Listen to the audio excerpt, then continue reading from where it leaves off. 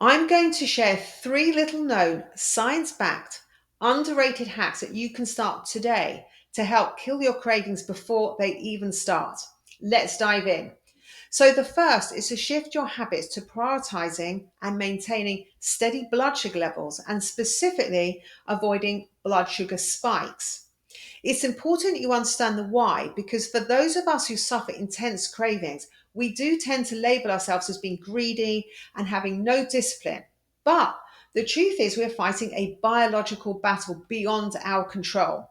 So when we experience a blood sugar level spike, we then experience a blood sugar crash. The crash activates the craving center in our brain, and that triggers us to chemically search out more sugary and starchy foods, which then, guess what, starts the spike and the spike and the crash all over again. This goes on throughout your day, which, apart from being toxically bad for your health, leaves you drained and exhausted by mid afternoon. This is a key factor why we get stuck in a lifestyle of non stop cravings, and it's not our fault. We cannot override our brain. So, how do we prevent this? The solution is actually quite straightforward. All you need to do is to eat your foods in the right order to minimize the impact of your food on your glucose levels. The order is, write this down, the order is fiber first and protein, and then fats second, and then starches and sugar last. But why does this work? Well, the science behind this is that veggies contain a powerful substance that we have all heard of, fiber.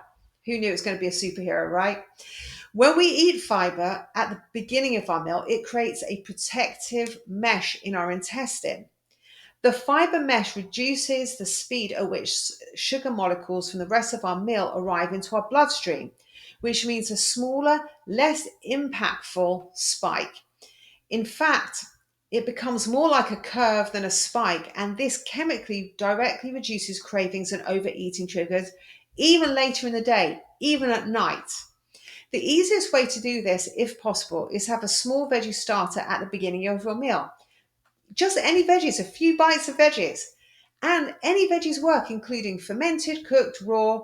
Folks, even one bite of veggie is helpful, I promise. Okay, this leads me to the next hack, which is huge, and it's incorporating into your diet aloes. This is another superhero. Aloes is a low calorie sweetener which has similar effects to GLP-1. You may recognize GPL1. It's the molecule that is in all of the weight loss medications like Ozempic and Wegovy, and that's what they act on. Aloes is obviously not as potent as the real thing produced in your body, but in the grand scheme of things, it's probably the most powerful and natural way to suppress your appetite and cravings. And it doesn't raise your blood sugar level, and you don't get the calories. So it's a win win. Essentially, how it works is that the moment it hits your gut, it begins a cascade of responses that make you feel like you've eaten a 3 course meal and that you feel so satiated and satisfied. Your body thinks, wow, I've had enough. I can stop eating now. The perfect way to implement this is to have allies with fiber, so like your veggies, lentils, or beans, because it results in a strong suppression of your appetite. Plus, it lasts for hours, so it helps with cravings until your next meal. The dose you need is about 10 to 15 grams, and you can buy it in the form of powder or bars, and it's so simple to use. Okay, so the next hack, which I want you to try and which is so underutilized, is focused around your gut. So, we've all heard that gut health is super important, and that is true because it balances hormones like insulin, cortisol, and leptin that are key to stabilizing your energy, your weight, and also, guess what, your food cravings. What you might not know, though, is that your gut could potentially be working against you in your effort to rid yourself of unhealthy cravings. Here's why. If your diet is mostly made up of junk food and highly processed foods, the very nature of your gut and what it desires is mirrored by that. When you try and make supportive nutritional food choices, it freaks out and it sends messages to your brain to tell it to stop and tell you, please get me the junk back. So instead, you're just literally, again, biologically tuned in to really needing that junk. But here's the good news, the opposite is also true. So once you have reset your gut's desire to wanting nutritious, healthy foods, it's hard to break it as well. Good news, right? The more good food you eat, the more you will want because your gut is craving it and it's telling your brain to seek it out. So it takes about 6 months to completely reset your gut's food preferences. But don't be discouraged. The process does begin within 3 days. The way to reset your gut in a way that you'll be able to stick to, and that's the important part, guys, as we all know, is sticking to. We can all just, go in and try and get rid of everything. But 3 months down the line, are you still going to be doing it? So we want to make sure this is something that you can do and that is not so radical that you won't be able to keep it up. So what we're going to do is we're going to make sure that we don't go cold turkey, don't panic. We're going to just simply add good stuff to what you're already eating. Be clear, we're not subtracting foods away, okay? Because we don't want to we don't want to turn on that, like that thing in your brain saying, give me the junk, give me junk. We're going to use guerrilla tactics to do this, all right? The key is we just want to turn your body on to wanting the right foods without you feeling deprived and hungry. In other words, we're going to trick your gut into reprogramming itself so that it eliminates cravings for high calorie toxic foods itself. Okay, here's the how. For each meal, you want to make sure that it has 3 ingredients: omega-3, protein, and a veggie. Omega-3 is found in cold water fish, fish oils, some nuts like walnut seeds, and things like flax and chia seeds. To make it easy and simple, you can carry around a thumb of walnuts or chia seeds, whatever works for you, and eat it with your burger or whatever junk food or unhealthy choice you're making at the time. Honestly, it's such an easy fix, and it's something I did. I just carry on that thumbful. That's a perfect amount. It means you are not going to put on extra weight from that wonderful healthy fat.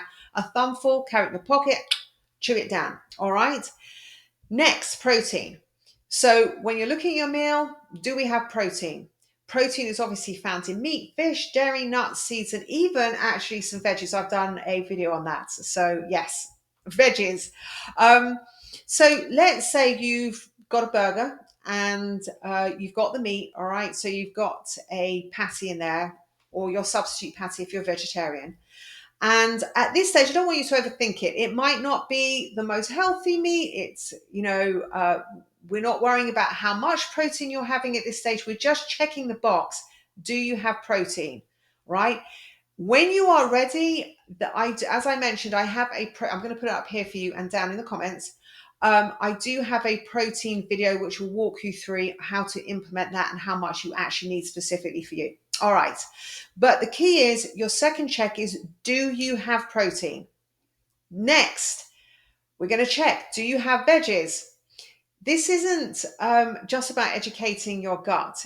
This is a win too, because if we go back to the first hack that I spoke to you about, we were talking about stabilizing our blood sugar levels and eating our food in the right order. So you get a 2 for win there. All right. So how you're going to do this and make it simple, because a lot of us start off with like, oh my God, veggies, I feel so intimidated, I don't particularly like them. But all you're going to do to make this easy to implement in your daily life is you're just going to start with one veggie, all right? One veggie the size of your fist, all right? That's it. Then you're going to work up to 2 veggies, size of your fist. Once you hit that goal, then you're going to go to the 20 to 40 grams of fiber a day, all right? But just start by adding one veggie. That's all it is. Next, I want you to incorporate some probiotic foods like unsweetened like yogurt and sauerkraut daily as a nutritional habit. I personally nibble on some sauerkraut at lunch and dinner just before I start eating my food. And honestly, I hated it at the beginning, but the benefits that I've experienced from consistently eating have been so great that now it just feels a part of my routine. And seriously, I promise you that as you start adding these foods that make you feel your body feel satiated, your body will start to yearn for it and tell you it wants healthy alternatives, and the cravings will subside. Guys, if you're stuck in the chronic cycles of cravings and finding it hard to quit sugar and fast food, which in turn obviously is sabotaging your fat loss and your weight goals, then you can tackle it in one of two ways. One, if you want to fast track it and skip all the trial and error and reset your food habits and desires, is all you have to do is check out my free sneak peek at my program, Healthy Lifestyle Transfer program in the description and comments below. But if you want to DIY it, you will definitely not want to miss this video on the complete step-by-step breakdown on how to break free of your cravings and binging for good. It is literally a complete walkthrough. It's a 3-part series. And again, I'll put the link to that below. Tell me what's going on with you. Put down in the comments which are your most difficult things to tackle with the cravings, and let me know how these 3 hacks will work for you. All right, I'll see you next time. Take care.